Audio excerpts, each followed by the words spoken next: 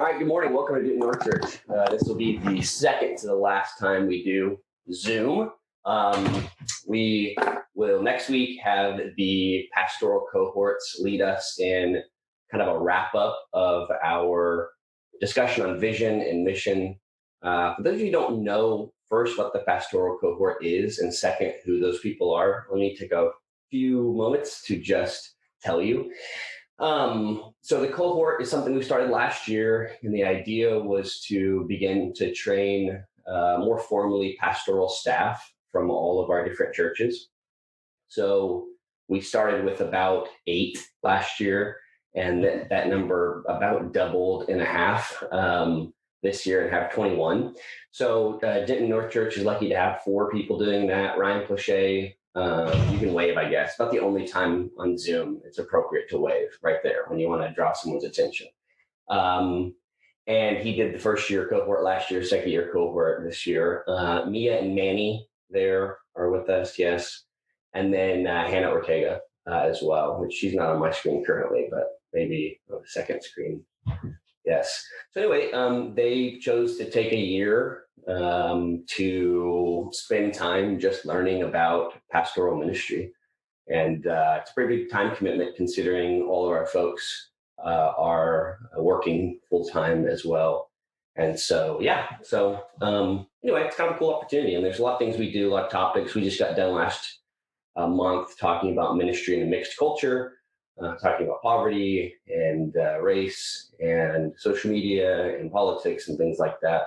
And it's just a great group, but you'll be hearing from them next week. And so that'll be pretty great. And that will end our Zoom time, at least our full church Zoom time for now.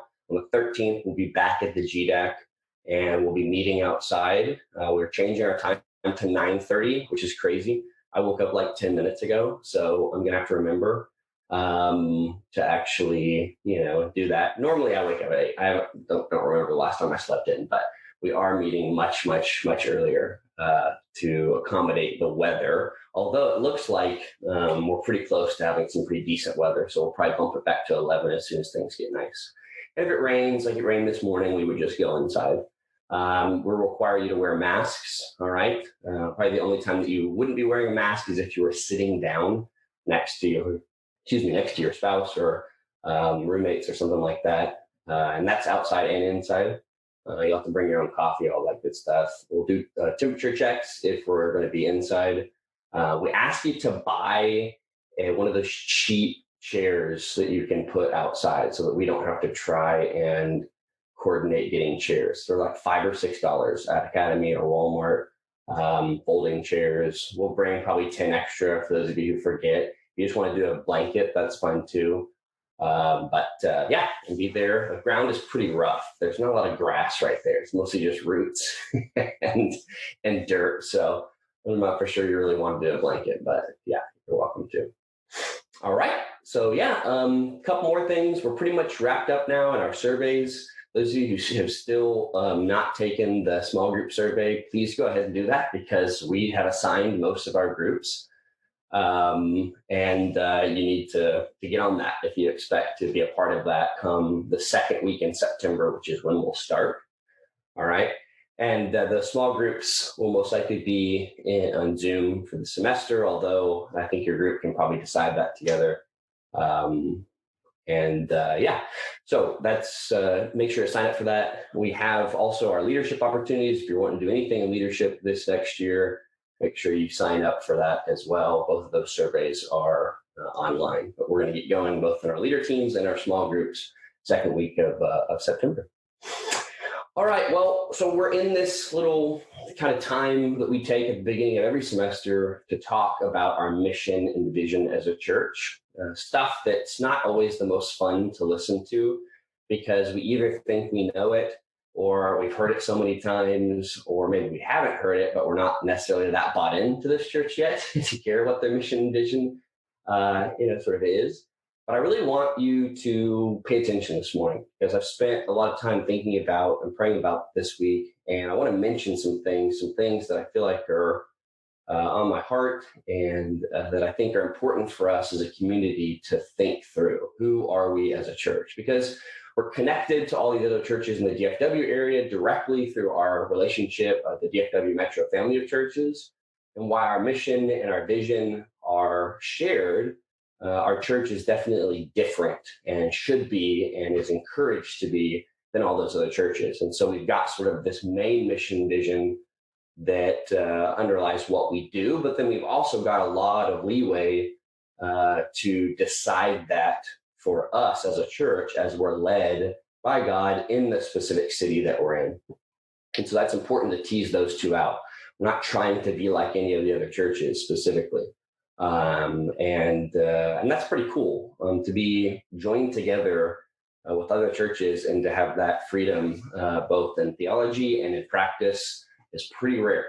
We've done a lot of research over the last decade to try to figure out other models that are pretty similar to this, and just really honestly can't find anything. The two extremes are satellite churches, which are just mouthpieces for this sort of big church often, or churches that are fully independent and do their own deal and are cut loose from any sort of main church.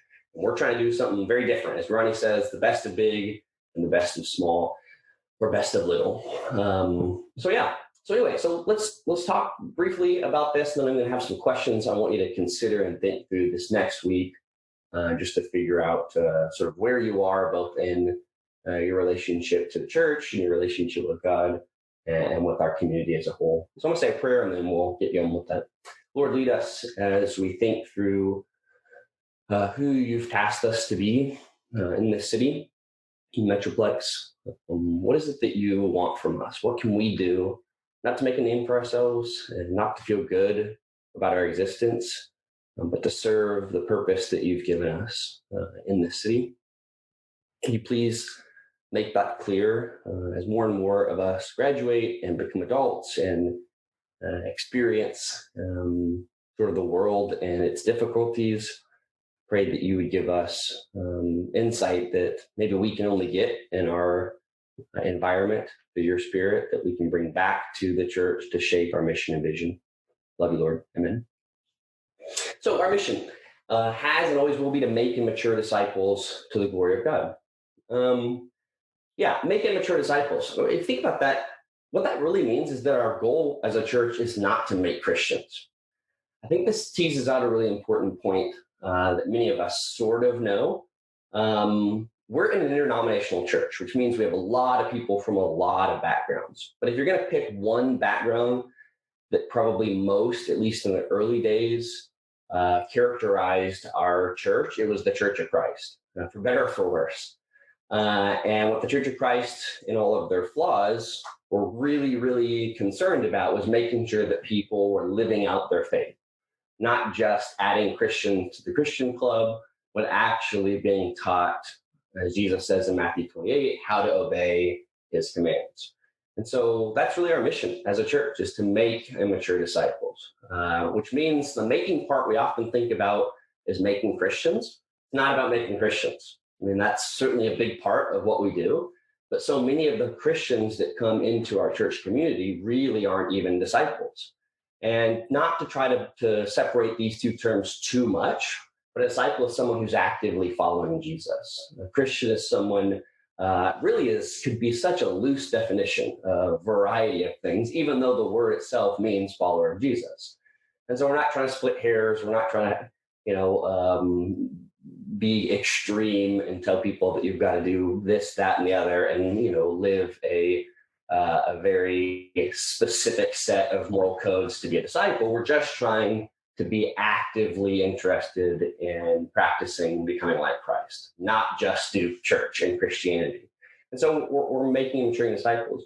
Of course, one of the big parts of what we've tried to do as a church is help people transition out of the college ministry, which is very intense. For those of you who haven't been a part of Focus, our college ministry, some of the things we talk about, some of the things we do can be a little bit confusing because your college experience might have been very different. A good probably 70% of our membership in all of our churches is the college ministries. They're very, very large. They're big. There's a lot more of them than our churches. But in transitioning out of the college environment, um, it's really tough to take what you've learned and apply it to a new environment, like really tough. It was kind of easy, sort of set people up for success in the college ministries, to do a lot of mentoring and helping people and knowing who the relationships were and being mentored. And adult life is just not that way.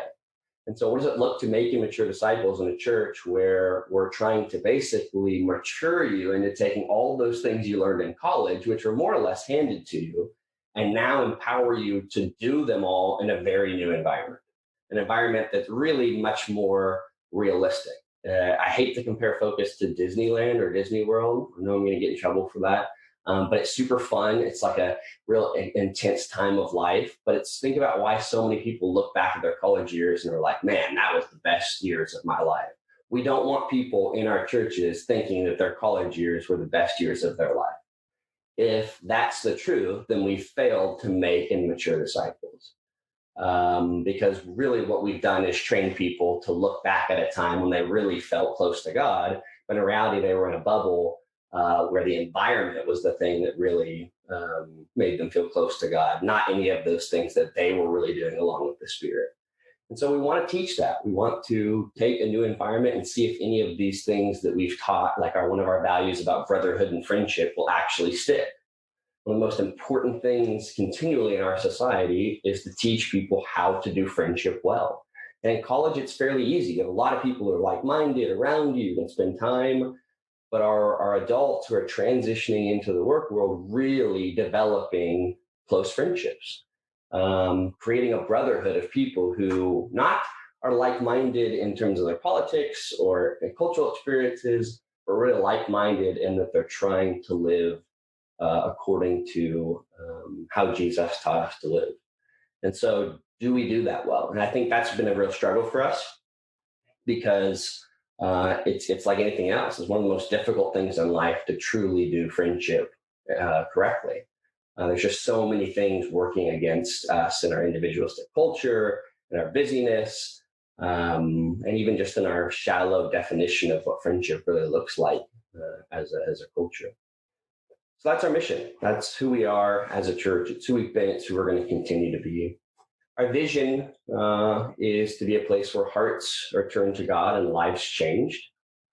So again, transitioning out of college, do we go from growth, friendship, and people interacting with each other and getting a taste of what it means to be a brotherhood, a sisterhood, to people who truly actually love God? One of the things I think that we see a lot in our college ministries is people love to love people. And that's really good. But John says, there's no possible way you can love God if you don't love your brother. And the opposite is true too. You can't possibly love people well if you don't love God. Because if you don't love God, you don't have deep within your DNA an expectation that you're going to treat people as he created you to treat them.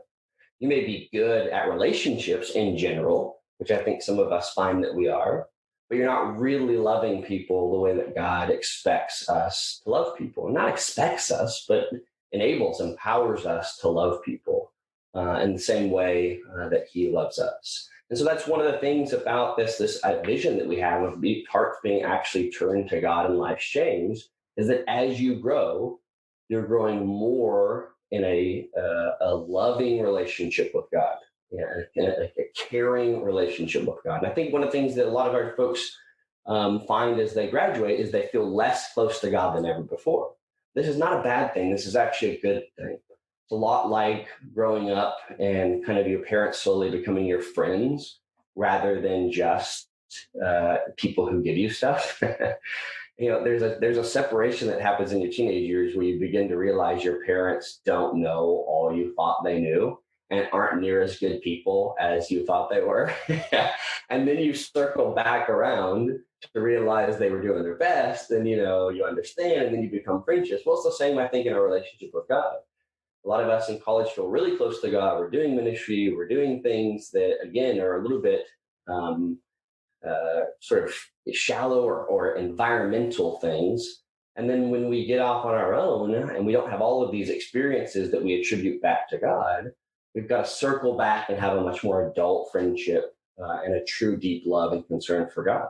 One of the things I fear in our church communities, I see it in my own heart, but I see it, I think, a lot, is we're here for friends and belonging and not really growing in a love for who God is.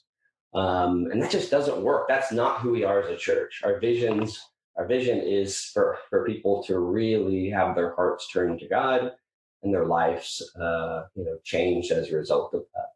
And so what does that look like? I'm very excited this next year that we've got like 9 people on a worship team that are going to be leaders. And that's not a worship team like, oh, they're going to go get up and sing and do guitar. We have a separate team that's sort of technically good at those things. This team will be much more about trying to think through what it looks like in our day and age to do worship well. How do we think about really loving God and do that individually and do it as a community? So that's our mission. That's our vision, right? Hearts are changed, life turned to God. I always get that one backwards. Hearts are turned to God and life's changed, and then making and maturing disciples. So let me just give you another couple thoughts.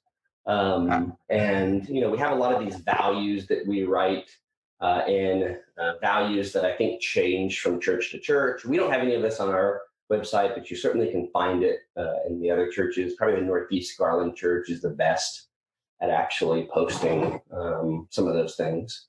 But I want to talk about a few just here for a second.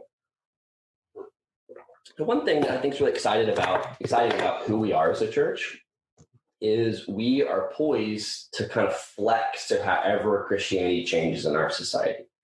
Not just our church, a lot of our churches, the fact that we don't have a building, we're not stuck in a spot, in a place, gives us the opportunity not only to move around physically, but to move around in how we do what we're doing. We're one of the youngest churches still, although we're kind of in the middle now, which is insane. We're going on 7 years. And our church has been and will continue to be kind of a petri dish for ideas.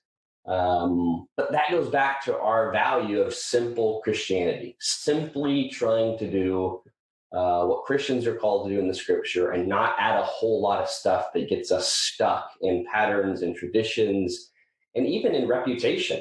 Unfortunately, I think, the upside of large churches that are doing huge things in the community is they begin to build a reputation for what they're doing. And that can be a real good thing because people can rely on them, but it can also be a bad thing in that it becomes a stranglehold for trying to do anything else. People are drawn to the church because of the reputation they have in this specific area, this specific thing. And hopefully those things were God designed in the first place. But other times they're simply just finding a need, meeting it, and then never really stopping to think, what's the end game here? Can we get up and can we change? Can we move if God calls us to move, if Christianity changes in our society? So where do we move? What do we need to teach? How do we change our practices to adapt to what's changing around us? And one of the things I think about Denton, which is interesting, is Denton is a little bit more what I would call, how to put this politically correct, a little bit more of a representative sample of our country than some of the other places around the North Dallas area. There you go. And some of the other places where our churches are, with the exception of maybe the Arlington Church, but even then it's primarily college students. So I think we have some kind of interesting opportunities to be at the cutting edge or at the front of some of the ideas that are really changing about Christianity, about faith, about spirituality in our society, and to try to interact with some of that stuff. We struggle to adapt quickly, which makes sense because so many things are changing so quickly around us in regard to how people view Christianity, in regard to how we're supposed to be interacting with the community and what things should be on our agenda. But we're young enough to be able to change those things and to add things to our church that really define who we are in terms of our evangelism and our thinking through how to connect with the people around us in ways that make sense for how Christianity is changing.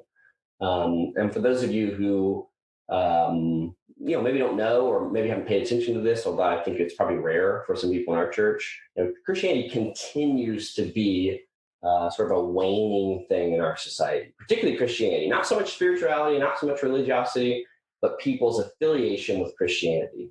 You want to look up any research on it, probably the best thing to do would be to type in nuns, not like N-U-N-S. This is very confusing, but N-O-N-E-S. A lot more people out there who are non-affiliated with a religion.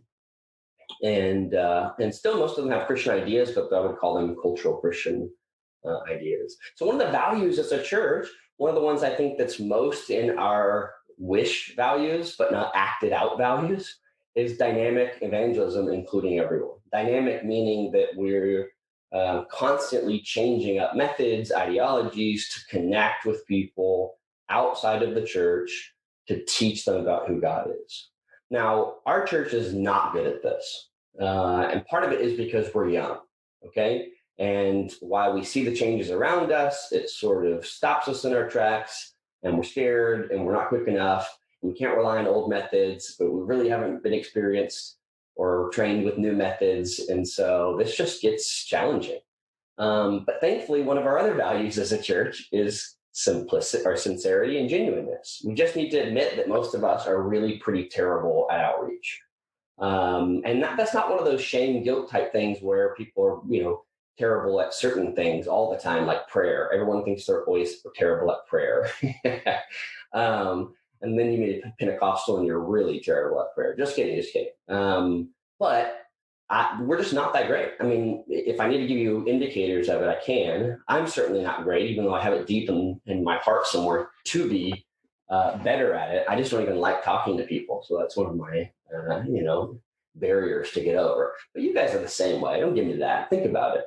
That's kind of where we're at now in some ways. But we want to be genuine about this sort of lack of outreach. But I think it's such a weird thing for our church not to be good at this because we are young, we are thoughtful, we are in a community that is very interested in talking about religion, even though they may seem at times very anti-Christian, which is not true in my experience. But what does it look like to really grow in that, to start at a very basic level? And that's a challenge for you. We gave an opportunity for outreach team as one of our leader teams. We had one person sign up of some 30 leaders. One person, and this person signed up. She was already the leader of the group last year. So we're going to delete that group entirely. We're just not going to have an outreach group. I'm not going to force our church into things that people, sort of don't, in terms of leadership roles, don't feel are, something they're equipped to do or ready to do. But as a church, we need to get better at it and think about it and what it looks like. And so you'll hear us in our basic Christianity talk this next year focus a lot on, you really can't talk about being a disciple without talking about sharing about being a disciple. They just don't work together. And yet we've done a really good job of being hidden Christians. And again, I get it. It makes sense. We're in a society where I think we're bombarded by some things. And I want to talk about that here in a moment, but I do want to grow on that end because it's one of our values and important. Each generation, I think, faces a greater challenge to accept Christianity at face value. That is not a bad thing. All right. I want to repeat that. It's not a bad thing. The church has had the most important, what do you call them? Renewal movements in the face of opposition. And have come out much stronger on the other side. And the church has made its worst mistakes at the height of its being accepted by everybody else around them. So this idea that Christianity is losing its I won't say, I'll just say losing its past acceptance is really not a bad thing. It's actually a very good thing. And we need to be ready for that. Able to take advantage of it. And I think that's really, really pretty important. So it's good news. God is pruning our presence in the U.S. and in the world, if you think about it like that. He's pruning our presence. One of the main things I think that people have opposition to Christianity for is all of the ways it's been hijacked by people. And I'm not just talking about people who've made, mistakes in their faith, but where Christianity has literally just been hijacked. We had an awful example about this last week, although I have not checked into it, so I won't give too many details. But one of our politicians decided to use the scripture in what I would say is a just absolute horrendous way. Take parts where they were mentioning Jesus and just mention America instead. But that is unbelievably offensive. And so, that's people have hijacked it. And so there's a lot of people out there that have problems with Christianity. But that's actually a good thing, because then we can stand up and be a part of God's pruning our presence here in the U.S. I was so excited to give an example of, I guess it's about a year ago now, to watch evangelicals breaking with Trump on immigration issues. That really gave me a lot of hope for Christianity in the country, that at least some folks who tend to be very strident in their political opinion and perspective were willing to let the gospel lead and not politics, at least on that issue. But I don't want to get too much in politics, so yeah.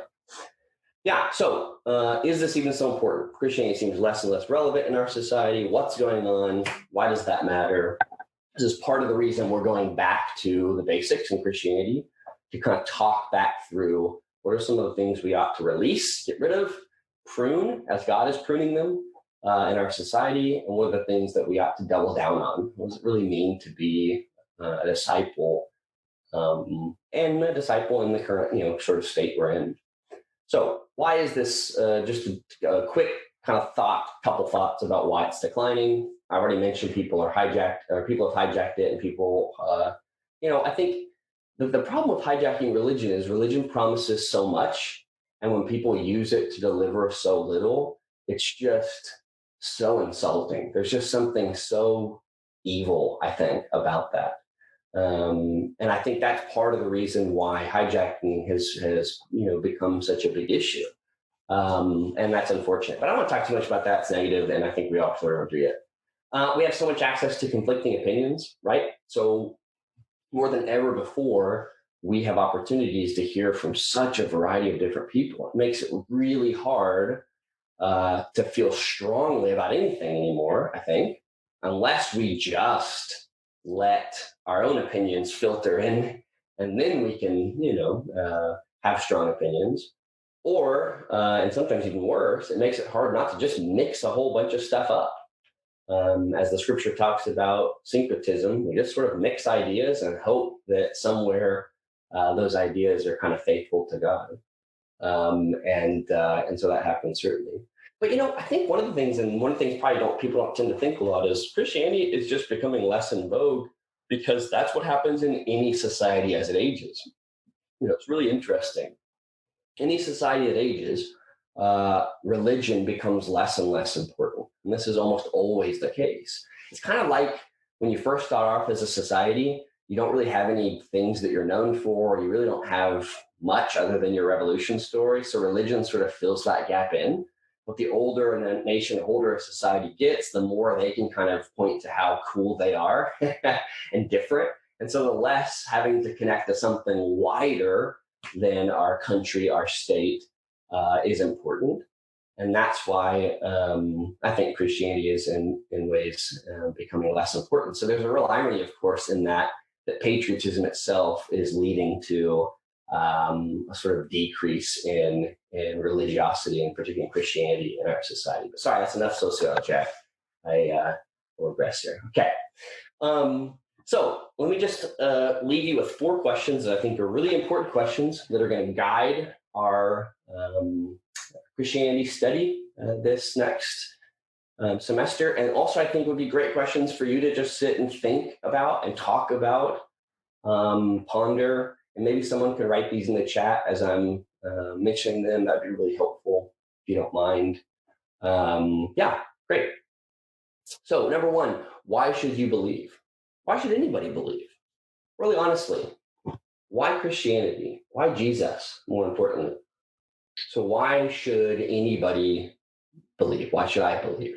I'm going to say my 2 answers, or at least 2 answers I want you to consider, is 1, it gives the most compelling answers to our questions, concerns, desires, and dreams.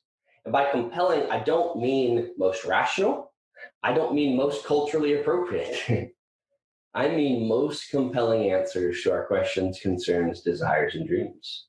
The story of who Jesus is, story of God sending him in his spirit is the most compelling in regard to the answers to, our questions, concerns, desires, dreams, the things that we want. It's most compelling. Jesus himself talks about this in John 7, which is one of my favorite passages. I use it all the time, particularly with people who are new in their faith or struggling with their faith. He just simply says, try out what I'm doing and see if my word doesn't come from God or not. Just try it out. He's not trying to guilt people into it. He's not trying to, tell them they're all going to hell. Jesus' ministry was very different than many of what our more extreme evangelists tend to do. But he believed it was compelling for people, that they would be able to see it themselves. Jesus often allowed his disciples to run off or off the hook. You guys done? You ready? Or are you going to stick around? There was no coercion there at all. And of course, that makes sense considering it'd be very easy for God to coerce people. So why should you believe? I think it gives the most compelling answers to our questions, concerns, those things. And it's just most true to life and true to experience. What does that even mean? What does it even mean that what we learn from Jesus is most true to life and true to experience? I don't have time to go into all of that. But what I can say is that the things that I've learned as I've grown up, the things that I have, learned in my relationship with God make the most amount of sense, goes back to compelling, to the things that I've already experienced and true to the kind of life I want to live. Just makes sense. It just makes sense. One of the most obvious ones is just how much religions have tried to either emphasize pain or emphasize pleasure. It's got to be one or the other. And how much Christianity has a very, very sort of realistic and what some would call low understanding of both of those things. To try to avoid, and we're not saying we're trying to avoid both, but that both of them are part of life and that we can't do anything to get outside of them. But I won't talk too much more about that because that was confusing. All right, second one, who is Jesus? And this is always an important one. I mean, is he a model man, image of God, or just another really good guy among many? Who is Jesus? And this is an age-old question, but it's one that there's really no better way to phrase. Who is he? Is he the image of God? Is he who God is in the most purest form that we can understand as human beings? Or just another really good guy among a lot of good guys that God or gods have used throughout the ages to help us figure out what it means to be human? And this is an important question. Is there anything set him apart? Anything that really makes him what he says about his relationship with God makes sense to us? This is a tough one, particularly because there's always going to be a large belief factor here. I'm not going to be able to prove this. Our answer to the question of why should we believe sort of, I think answers this when it comes to who is Jesus. So who are we is the third one here. Who are we? Are we ultimately people of God, used by him to do his work, which itself is a terrible plan? And one of my favorite things about Christianity is just how stupid so many of the ideas come across as. So I know that seems like I'm countering my earlier statement about true to life and true to experience. But I'm not. We can actually sort of hold these two together. We'll just call it Christianity and contradictions, which life is full of them. Our own minds are full of them. And so in a sense, that's what I mean by being true to life. But why, if God was all powerful, would he send a bunch of sinners to do the work that he wants in the world? I mean, you just think about it. It's really kind of a dumb, amazing kind of thing. But of course, the answer for those of us who've been, living in faith for a while is we know that the work itself isn't left up to us. Certainly God is the one that's doing that, but it's in the work that God changes us and uses us. So much about religion is about some other life. What is that one bumper sticker? So heavenly minded, no earthly good. If the pinnacle of religion is that some later future world, we're all going to be great and we have nothing to do here other than wait, well, that's certainly not true to life or true to experience. Now, that seems like an excuse for doing whatever you want here and just hoping something happens later. But that's not how God is. He's using us to work in this world, which is pretty amazing. So are we people of God used by him to do his work, or just another sect using religion to justify what we already or want to do and believe? Doing his work, or just another one of the so many sects that use religion for their own end? And then the last question is, who am I? And I realize I'm giving you these as sort of polar opposites. That's just generally how my mind thinks. And they're not very helpful, actually. If you really want to kind of consider and think through these questions, there's going to have to be a little bit more of a nuanced response, I think. But who am I? A human reliant on the Spirit, or just another human trying to do my best to mix whatever I can to get by? Human life is marked in our society by a bunch of trial and error and random mixes that we have. Some have access to, some don't. And that's mostly what we do. The best we can hope for is this sort of syncretism, this mix and match, hope that I can get by with what I've got. That is so opposite of how the scripture presents what it means to be a human. The Spirit is guiding us in our experience towards an aim, helping us test the ideas around us that are true against those that aren't, and all for the purpose of becoming fully human, not for the purpose of becoming, a mutt that just has a whole bunch of, sort of the bloodlines and no one really tells what we are. That was a terrible example. Mutt, that was a bad one, because I've got two of them. They're the best by far. Gosh, sorry, should have written my example there. All right, so those are the questions, and you can kind of think through, and hopefully our sermon series this next semester will help us analyze that some and really think back through it. But I'll tell you this, and just want to say this as I'm ending here. I want you to remember just about the value that we have as a church of being sincere and genuine. So much of religion, it seems to be about facades and about trying to live up to something that we know we should be doing. But I think that betrays a trust and a faith in God, that God meets me where I'm at and moves me forward. And we don't, not sincerity and genuineness is not an excuse for low living. Like, I'll never be anything better than what I am. I'm just being sincere. That's not narcissism, or not, what's the negative word? Skepticism, whatever. Half empty glass.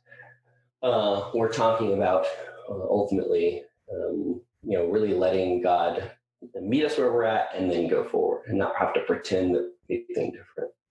So there you go. So there's a very, very overwhelming and lots of word talk on vision and mission, and in our sermon series for next semester. And then next week we'll do the cohort stuff. So I'm going to say a prayer, and then we'll be done. You're welcome to hang out and do what you want to do. I don't really have any kind of group activity type stuff after this. Yeah.